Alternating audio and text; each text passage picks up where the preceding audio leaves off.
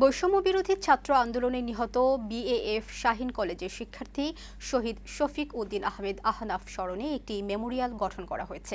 সকালে রাজধানীতে BAF Shaheen college চত্বরে আহনাফ মেমোরিয়ালের উদ্বোধন করেন বিমান বাহিনী প্রধান এয়ার মার্শাল হাসান মাহমুদ খান। এ সময় নিহত আহনাফের পরিবারের সদস্যসহ শাহীন কলেজের শিক্ষক ও শিক্ষার্থীরা উপস্থিত ছিলেন।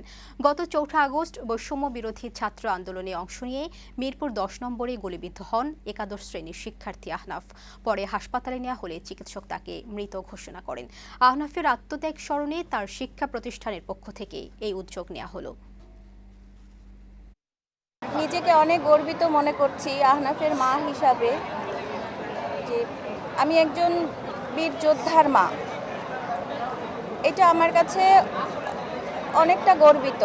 ২০২৪ সালের ছাত্র আন্দোলনে যত শহীদ শাহাদাত বরণ করেছে তাদের স্মৃতির প্রতি শ্রদ্ধা জানাতে সর্বপ্রথম যে স্মৃতিস্তম্ভটি আজকে শাহীন কলেজ প্রাঙ্গণে উন্মোচিত হলো।